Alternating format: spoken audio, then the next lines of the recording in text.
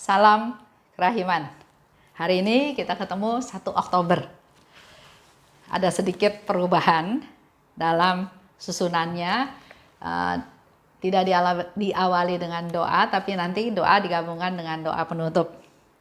Hari ini kita akan baca dari diary nomor 91. Dalam nama Bapa dan Putra dan Roh Kudus. Amin. Oh Yesusku, hanya Engkaulah yang mengetahui penganiayaan yang kuderita. Dan semua ini aku tanggung hanya karena aku setia kepadamu dan mengikuti perintah-perintahmu. Engkaulah kekuatanku. Topanglah aku supaya aku selalu dapat melaksanakan apa yang Kau minta dari aku. Dari diriku sendiri aku tidak dapat melakukan suatu pun. Tetapi apabila Engkau menopang aku, semua kesulitan tidak ada artinya bagiku, oh Tuhanku. Aku dapat melihat dengan amat baik bahwa sejak pertama kali jiwaku menerima kemampuan untuk mengenal Engkau, hidupku menjadi pergulatan tanpa henti yang semakin hari menjadi semakin sengit. Setiap pagi dalam meditasi, aku menyiapkan diri untuk perjuangan sepanjang hari. Komuni Kudus meyakinkan aku bahwa aku akan memperoleh kemenangan, dan memang demikian. Aku khawatir akan tiba suatu hari di mana aku tidak dapat menerima Komuni Kudus. Roti dari Dia yang kuat ini memberiku seluruh kekuatan yang kubutuhkan untuk melaksanakan misiku dan memberikan keberanian untuk melaksanakan apapun yang diminta Tuhan dariku. Keberanian dan kekuatan yang ada dalam diriku bukan berasal dari diriku, tetapi dari Dia yang hidup di dalam aku. Itulah Ekaristi. Oh Yesusku, kesalahpahaman orang sedemikian besar.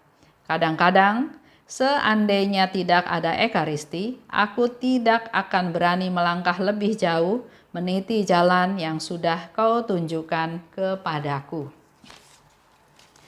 Ya, bulan Oktober kita akan banyak bicara tentang Ekaristi. 1.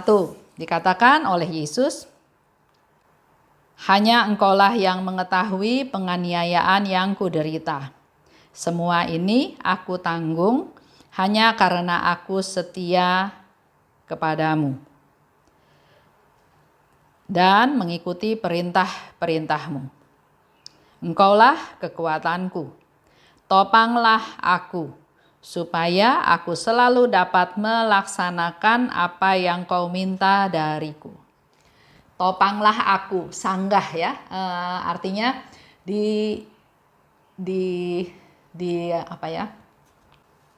disupport, didukung supaya dapat melakukan yang Tuhan minta.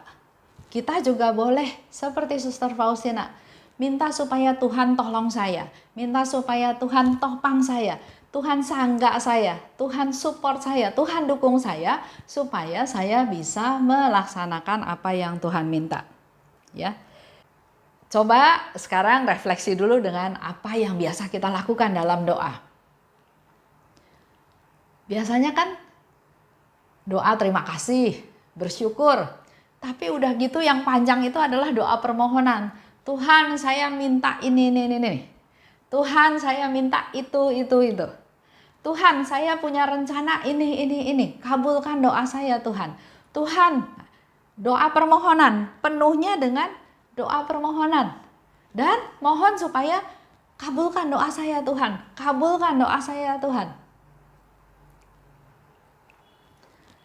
Hari ini kita belajar dari Suster Faustina, justru minta kita ditopang supaya bisa melaksanakan perintah Tuhan. Bukan saya fokusnya ya. Lanjut. Setiap pagi dalam meditasi, aku menyiapkan diri untuk perjuangan sepanjang hari. Setiap pagi. Jadi setiap hari itu adalah suatu perjuangan. Maka setiap pagi dalam meditasi, aku menyiapkan diri. Ini kita bisa lakukan juga bersama-sama dalam doa pagi. Kita minta Tuhan menguatkan kita untuk kita menjalani hari ini yang mungkin penuh dengan perjuangan, mungkin penuh dengan pertempuran. Dan yang dilakukan oleh Suster Faustina adalah komuni kudus meyakinkan aku bahwa aku akan memperoleh kemenangan. Sumber kekuatan dari Suster Faustina adalah komuni kudus.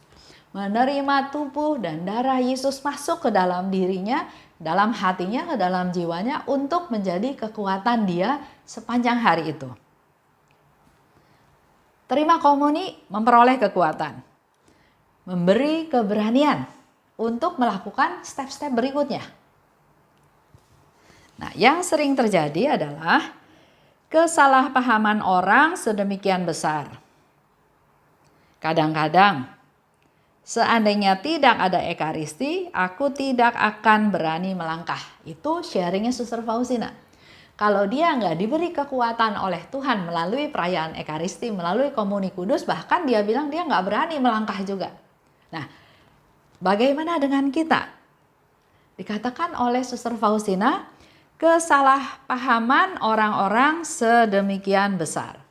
Ada yang menerima komuni atau ada yang pergi untuk perayaan ekaristi hanya karena diajak teman. Ya deh, ikut. Ya deh, temenin yang mau perayaan ekaristi. Atau ya deh, daripada di rumah nggak ngapa-ngapain, oke, pergi ke perayaan ekaristi. Atau hanya formalitas. Masa orang-orang pergi saya nggak pergi? Atau ya saya sambut komuni supaya orang kiri kanan nggak mencurigai saya bahwa saya melakukan dosa besar. Karena pernah ya suatu kali ada seorang suami cerita. Dia bilang istri saya kayaknya lagi melakukan dosa besar. Kenapa? Iya, karena biasanya menyambut komuni pas hari itu dia nggak sambut komuni. Misalnya ya.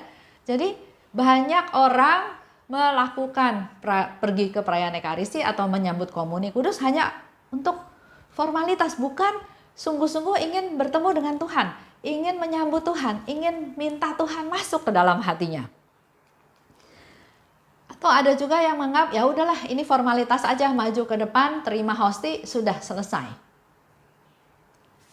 Mari kita mulai bulan ini, Oktober, kita sungguh-sungguh mengimani, menghayati bahwa yang kita sambut itu bukan sekedar hosti, roti putih tidak beragi, tapi itu adalah tubuh Kristus. Itu adalah darah Kristus.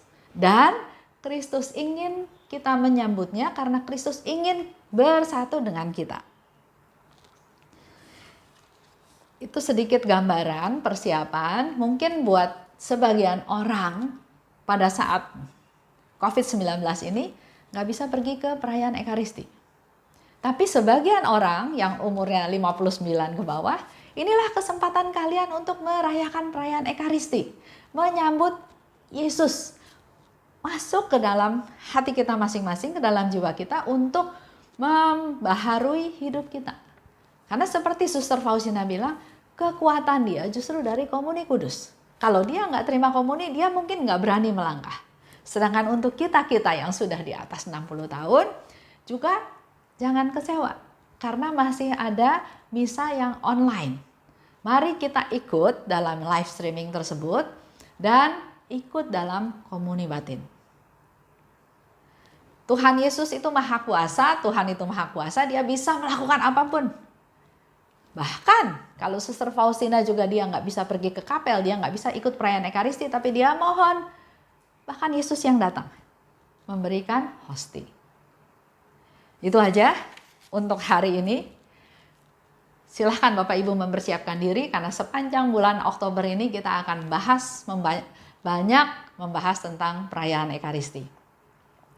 Terima kasih atas perhatiannya, sampai ketemu besok. Dalam nama Bapa dan Putra dan Roh Kudus, amin. Allah Bapa yang maha baik, kami sungguh bersyukur dan berterima kasih karena Engkau mengizinkan kami untuk masuk ke bulan yang baru, yaitu bulan Oktober. Berkati kami semua Tuhan, anak-anak-Mu yang khususnya secara setia mendengarkan, men-sharingkan, merenungkan acara menggali rahmat ini. Jamahlah kami Tuhan agar kami semakin terbuka untuk bisa mengenal kehendak-Mu, untuk bisa semakin menyatukan diri denganmu, dan terlebih lagi dalam bulan Oktober ini kami akan membahas tentang perayaan Ekaristi, tentang makna Ekaristi, tentang banyak hal yang berkaitan dengan Ekaristi.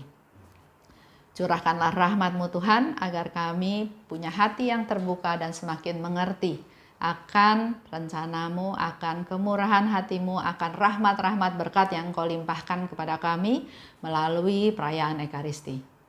Berkati para imam agar mereka juga dalam khotbah, dalam homilinya, dalam hidupnya, dalam pengajarannya menjadi alat-Mu Tuhan untuk bisa semakin menjelaskan kepada kami akan manfaat dan mujizat Ekaristi yang Kau berikan kepada kami.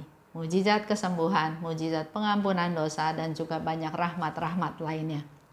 Bunda Maria, doakanlah kami. Santa Faustina, doakanlah kami. Amin. Dalam nama Bapa dan Putra dan Roh Kudus. Amin. Salam kerahiman.